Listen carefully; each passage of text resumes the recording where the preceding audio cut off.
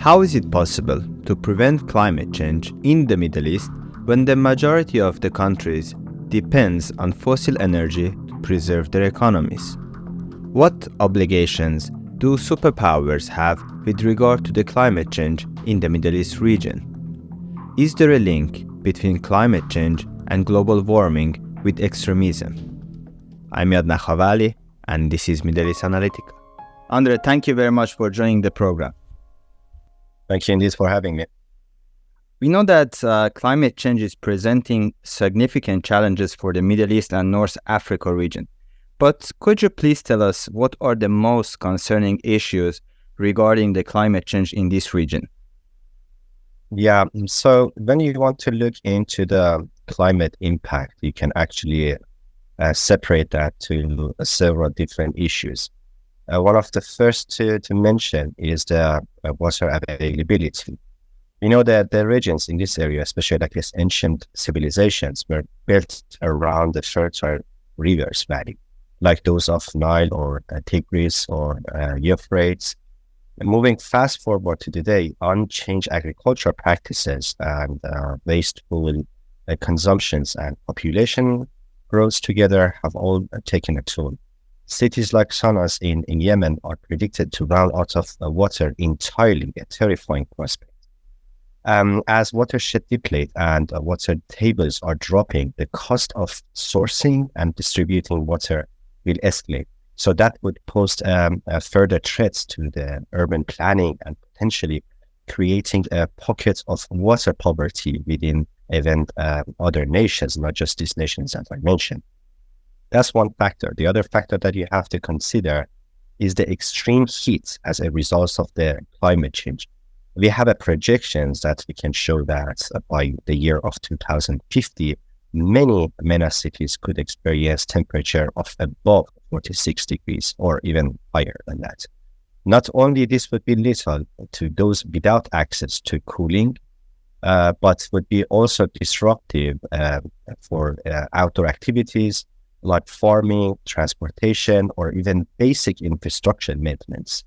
That's the second thing. The other thing which would even be more sensible in the near future is the food security. As I said, the temperature is increasing, and then the crops that have been staple for millennia, like wheat or barley, which are the source of the today's diet, are going to maybe no longer be viable and no more being able to actually practice these species in the future. So this would require the agricultural transformation entirely, and we have to shift to some more drought-resistant crops, which are potentially reliant on the hydroponics or other technology-driven farming methods, such as changing like completely the agricultural practices, which are not easy as in the cultural or economic significance of certain crops in these nations. And then lastly to mention, we know that the sea level is rising. This is actually being like a global issue, not just for the MENA regions. We know that the estimates are showing about 3 millimeter per year of the sea level rising. The regions like Nile Delta are facing a dual challenges, as the land itself is also sinking. So we have the catastrophe of the probable flood in the near future, but this means also a more severe and frequent inundation and threatening millions of lives in this fertile land. So we can bisect the climate in these few main topics, but as I said, these are like the most sensible one, which we always like project them in the near future projections using these models. Right. We know that the problem exists, but from the other side, how we can prevent this problem while the majority of the countries in this region depends on fossil energy to preserve their economies. And also from the other side, what obligations, in your opinion, do other more developed economies have with regard to this problem? Yeah, so as you said, the main issue in today's topic is the heavy dependency on the fossil fuel energy.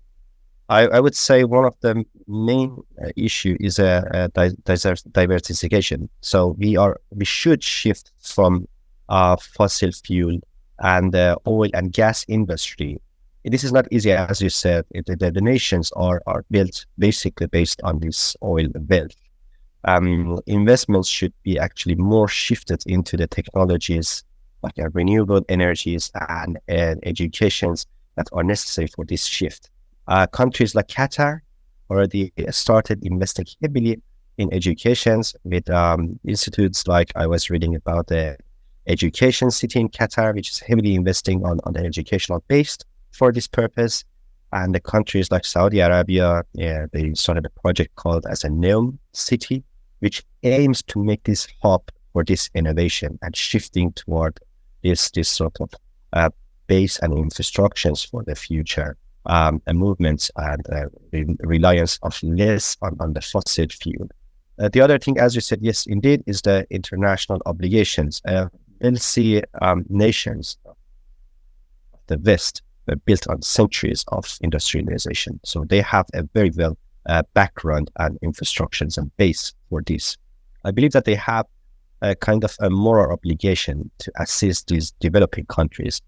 This could be in form of just as simple as a technological support. They have this knowledge they can transfer. Many experts are coming from these nations that can easily exchange the knowledge with these countries that they are having the lack of knowledge for this area. Or they can even forgive some of the debts that these countries that they have, so that would eventually reduce the pressure that they have economically.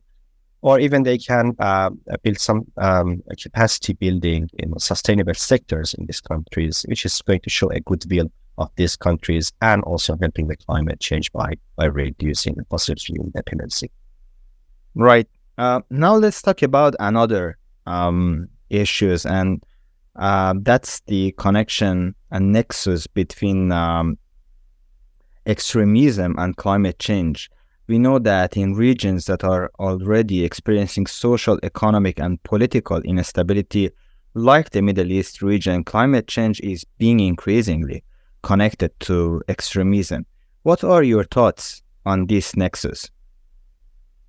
Well, I'm not a specialist in the extremist study, but we can look into the interplay between the climate change and the extremists. It's a layered, multi-faced. So that's why it's above my expertise. But as I mentioned, the resources are depleting.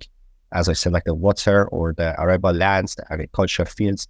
This is making a competition that would lead to a local conflicts. We can even see it in today's day. State apartheids might be over stretched in this environment, making this illusion. I mean, an extremist group can exploit these gaps, so they can offer and gaining a local trust, making a very good base for themselves. They might be also attributes of this local shortage of the states, which is coming by the mismanagement or the external forces, which is going to push it even further.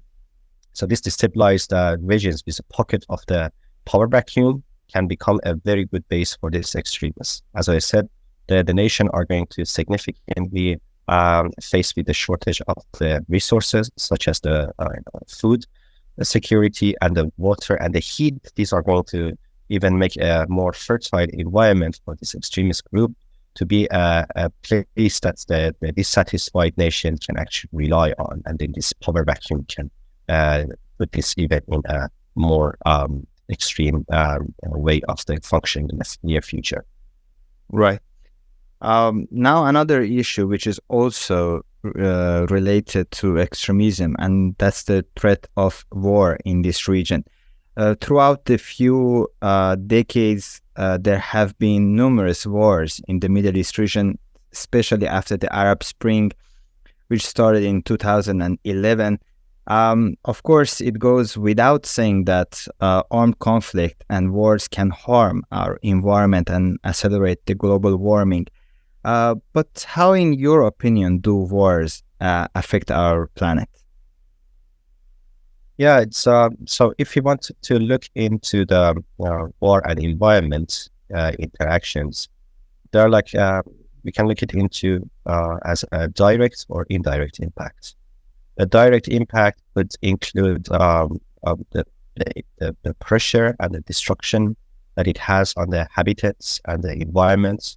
It can pollute the water resources. In every war, the target would be destroying the infrastructure, which is the oil or gas that would has a significant oil splits or the gas leakage, which is like completely destructive for the environment. That's the direct effect that the war would have as an impact on the environment. The indirect effect would be involving in the displacement of this population. So we know that every time that there is some conflict, the nation which is being affected by this war are tending to go to a safer place. This would cause a pressure on the hosting a new host country, which they don't have a planned infrastructure and resources for the upcoming dissatisfied, affected population. Like if you take into account the Iraq war, for instance, the result of it was this oil wildfires. There were like more than 100 all the oil wells were on fire, which were releasing a vast amount of CO2 in a very short parts of the time, and also other pollutants. That's one example that we could sense it and actually register that. And also the social and environmental rehabilitation after the war is long, and sometimes the landscape which has been affected by these conflicts would never get back to what it was before to really be recovered. Right. You mentioned investment in renewable energies and clean energies.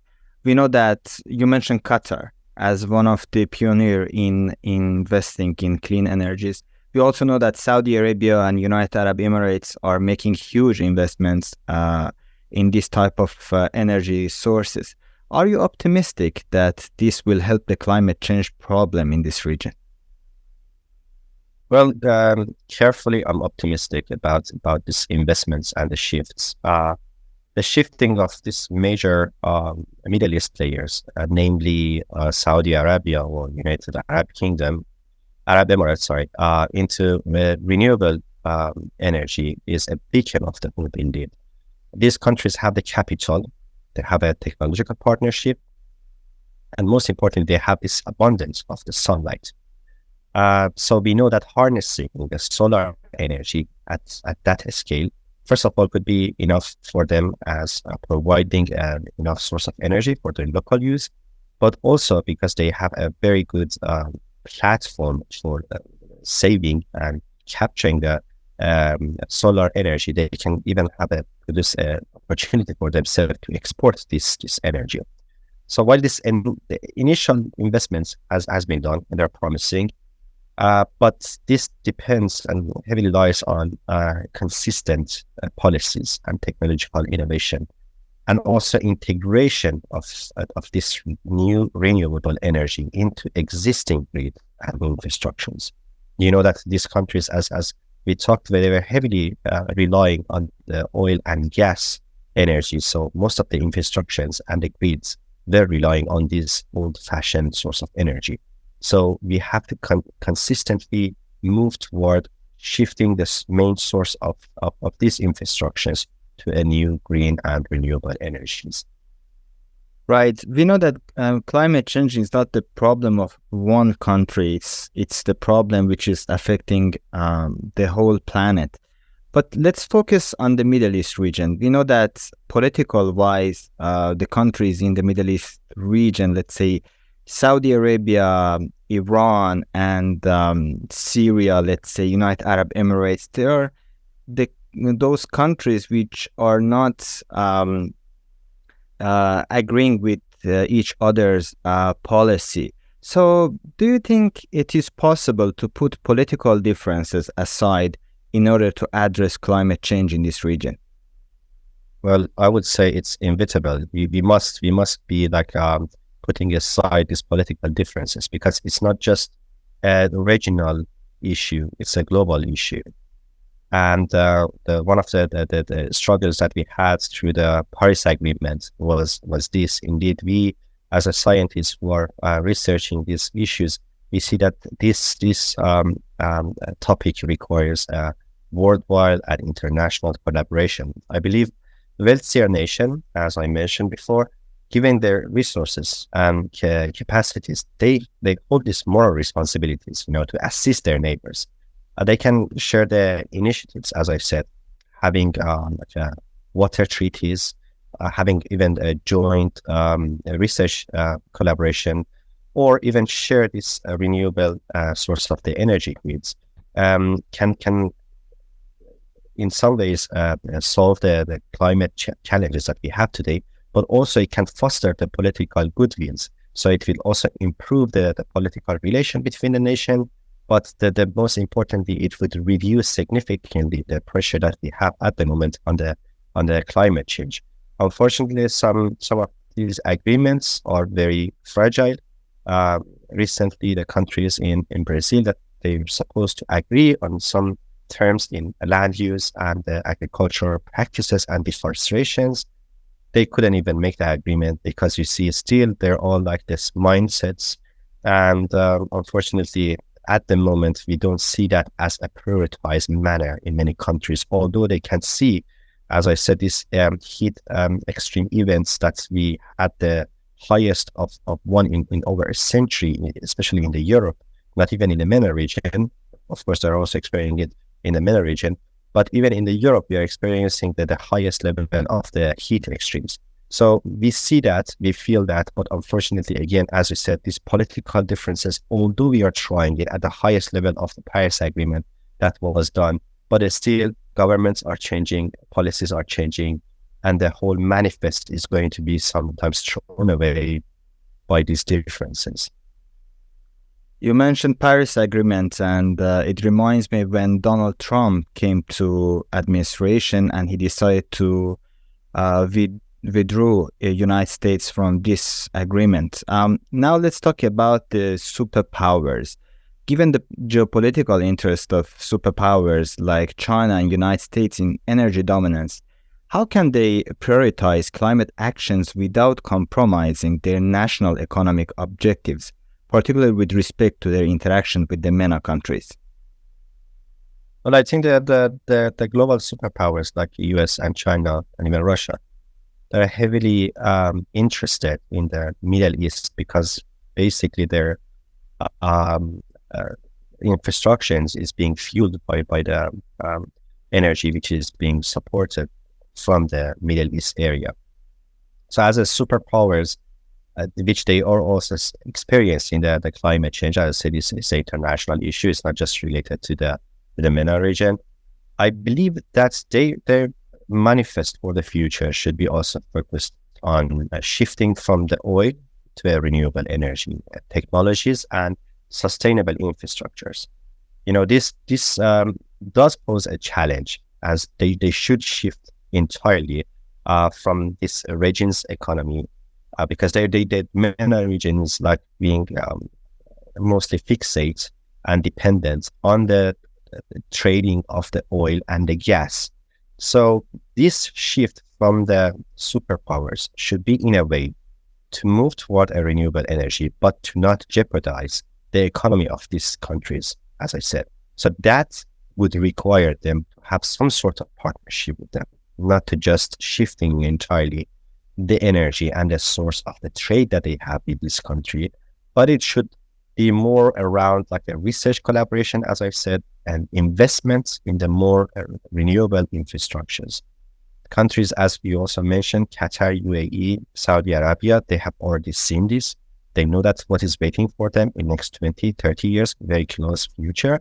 So they have already started these initiatives, and they started these movements. But other countries in MENA, if they're going to stay behind this new movement, they're going to severely be jeopardized. Like the economic stability is going to be very dangerous. But as you know, the future of the nations is not just about the energy; it's also about the water sources, as I mentioned. It's being common known as the future war would be the war of the water resources, not even like the energy, because we know that we have this lack of the water security. So due to the lack of the practice and malfunctioning of the traditional practices like the agricultural practice in the MENA region, they would be the nation which would experience this pressure the first, and then comes the other nations as a result of that. So as I said, the superpowers should definitely move toward a more renewable, environment-friendly energy. But they also have to help these MENA region countries that are heavily depending on the exchange of the gas and oil as their main source of income. But it has to be done very carefully to not make any further complication in their economic stability in the MENA region.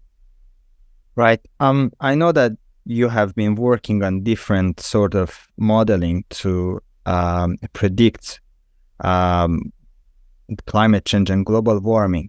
So could you please tell me in simple words what scenarios we can expect for the Middle East and the rest of the world in regard of climate change and global warming?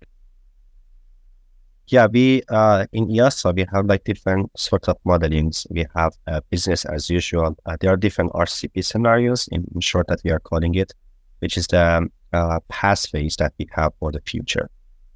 We are simulating different possible scenarios, and from the most optimistic one that we are considering is going to be completely no dependency on the fossil fuels, and we are going to shift completely to green energies and renewable ones.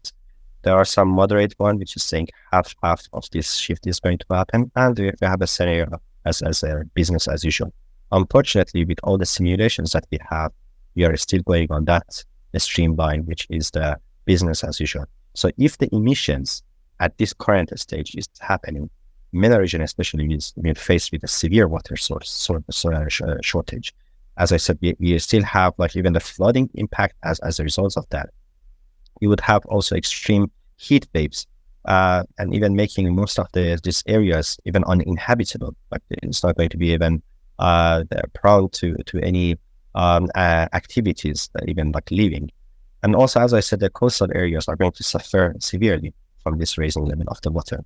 Looking at that as at a global scale, the increased temperature, this erratic weather patterns that you can see throughout the Europe or even in the MENA region, and also raising the level of the sea could displace the population. This displacement of the population is going to disrupt the food chain, and that would make the future economy very hard to predict. That it's going to impose a significant hardship on the future of the economy because of these displacements, as I said. But again, as I said, I'm still trying to be positive and be optimistic about the future. If the nations, as we know, continue positively to collaborate together, and if they adopt these sustainable practices and investing indeed in the green technologies, and also, like most importantly, prioritize the environment, not just as a gesture, but actually moving toward that. That's going to make a more balance in some way of the future, which is going to be achievable. The Middle East area, given its strategic position and historic significance, could actually play a very significant role in these global narratives.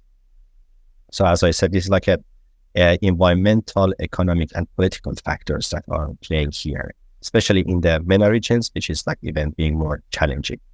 So hopefully with the global collaboration and with these innovative solutions and a shared sense of purpose, we can get a key for tackling the climate challenges. I hope indeed to see again incident like a Paris Agreement, that nations could actually come to a table and agree about some terms, and to come to a sense that this global warming is indeed happening. And as you said, we have been doing a computer modeling, because those are just the things that we can actually simulate them and test them to see what are the possible ways, what are the possible practices that we can take into account to somehow reduce the speed of these extreme events which are happening. Unfortunately, as we talked about it, the global collaboration together is becoming very challenging. We have different mindsets, different priority. Every nation has its own priorities. And hopefully, if one day again we came back to the table and everyone sits and considers what's happening and putting the environment as a priority, this would significantly help us to tackle the climate changes in a more timely manner and urgent way. André, thank you very much, and it was a pleasure talking to you. Overall, Mark. Cheers. Thank you very much for watching and listening to us. Please don't forget to subscribe.